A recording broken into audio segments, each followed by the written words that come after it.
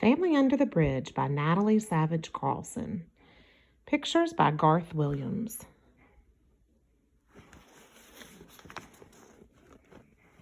Chapter 1. Once was there an old man named Armand, who wouldn't have lived anywhere but in Paris. So that is where he lived.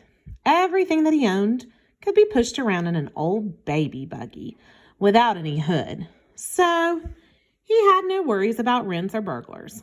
All the ragged clothing he owned was on his back. So he didn't need to bother with trunks or dry cleaners. It was easy for him to move from one hidey hole to another. So that is what he was doing one late morning in December. It was a cold day, with a gray sky hanging on the very chimney pots of Paris. But Armand did not mind, because he had a tickly feeling that something new and exciting was going to happen to him today. He hummed a gay tune to himself as he pushed his buggy through the flower market at the side of the Notre Dame Cathedral.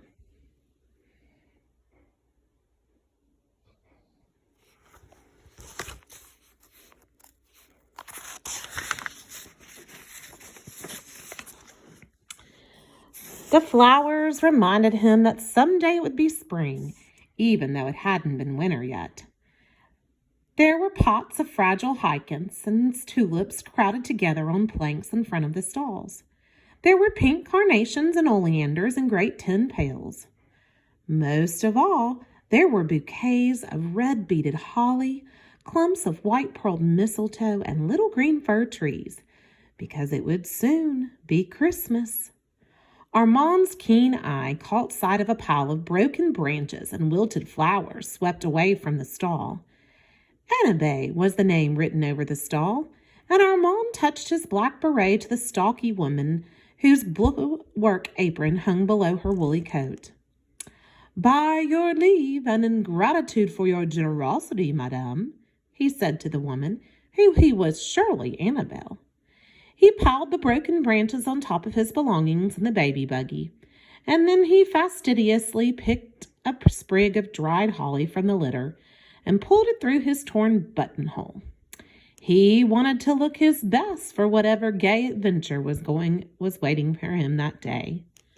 The woman, who must have been Annabelle, only frowned at Armand as he trundled his buggy toward the Rue de Cour. Past the ancient buildings and shuffled, his buggy headed for the far branch of the Seine River. But as he entered the square in front of the Notre Dame, a hand grasped his arm from behind. "Your fortune, monsieur," wheeled a musical voice.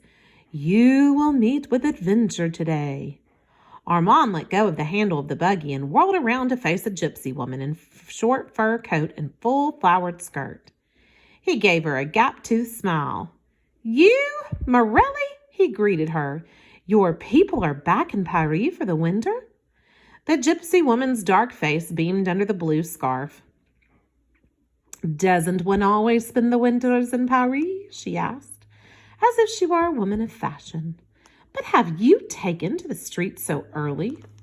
Armand shuddered his shoulders under the long overcoat that almost reached to his ankles. "It's back under the bridge for me," he answered. "I've had enough of the crowded corners and tight alleyways in the Place Maubert, and I'm tired of sorting rags for that junk dealer. I'm ready for that adventure you're promising me." Morelli could understand. "That courtyard we rent seems like a cage after the freedom of the long, winding road," she said. "But the men have found plenty of work for the winter.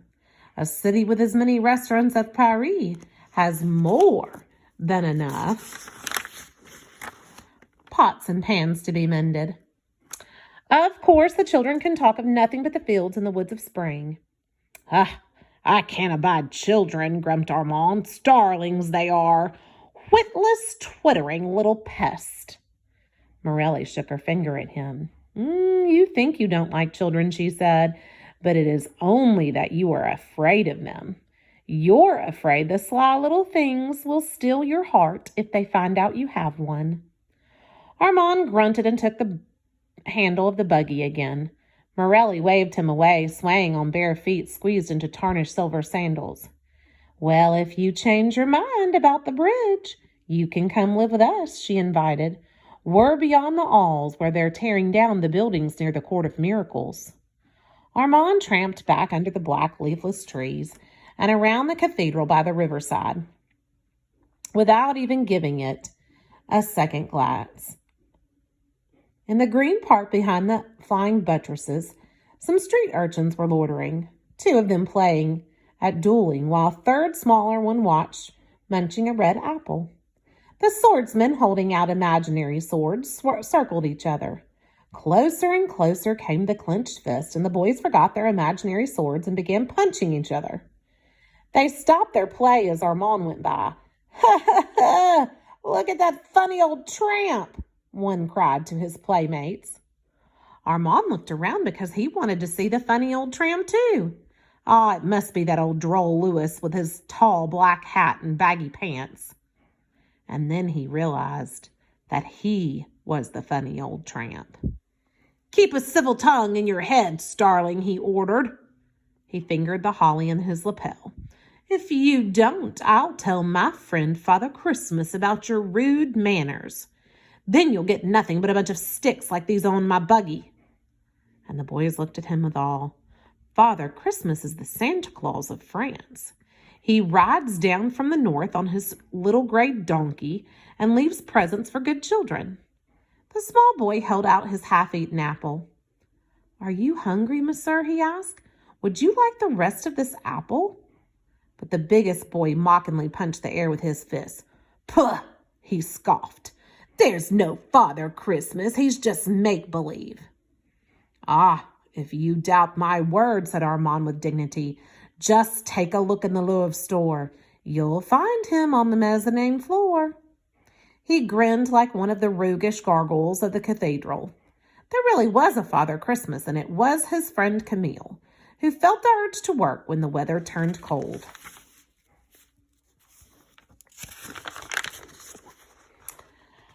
"I believe you, monsieur," said the apple. "I saw Father Christmas outside the store yesterday.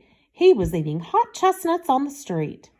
Armand hunched his shoulders and quickly walked toward the bridge. Morelli was right. These starlings would steal your heart if you didn't keep it well hidden. And he wanted nothing to do with children. They meant homes and responsibility and regular work, all the things he had turned his back on so long ago. And he was looking for adventure.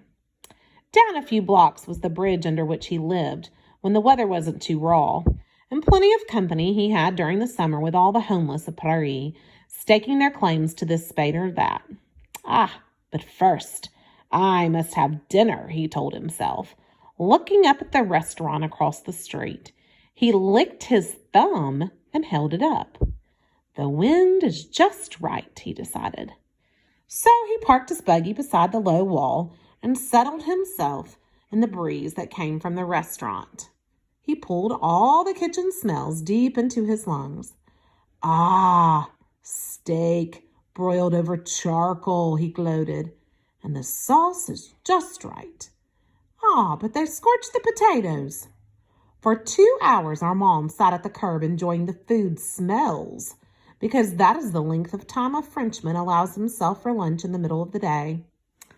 And then he daintily wiped his whiskered lips and his cough and rose to his knobbly shoes. And just keep the change, waiter, he said generously, although there wasn't a white uniformed waiter in sight. You'll need it for Christmas. He started down the steps and then dropped from the street to the quay beside the Seine. He bounced the back wheels of the buggy down each step. I really am quite stuffed, he told himself. But I wish I had taken that apple. It would have been the right dessert after such a rich sauce. Down the quay, he pushed the buggy toward the bridge tunnel that led along the shore. On the cobbled quay, a man and a washing his car with the free Seine water. A woman in a fur coat was airing her French poodle. A long barge, sleek as a black seal, slid through the river. It was like coming home after a long absence, thought Armand. And anything exciting could happen under a Paris bridge. And as he neared the tunnel, his eyes widened with surprise and anger. A gray canvas was propped over the niche that had always been his own, and a market pushcart was parked by the pillar. He raced his buggy across the cobblestones toward the arch, and when he arrived there, he reached up and he angrily tore down the canvas, and with one sweep of his arm, and then he jumped back in surprise and horror. "Oh, la, la," he cried. "Starlings, a nest full of them," because 3 startled children, snuggled into a warm quilt, looked up at him with eyes as surprised as his own. The little girl and the boy cowered deeper into the quilt, but the older girl quickly jumped to her feet. She had direct blue eyes, and they matched her determined chin and snub nose and bright red hair. "You can't take us away," she cried, clenching her fist. "We're gonna stay together because we're a family, and families have to stick together. That's what Mama says."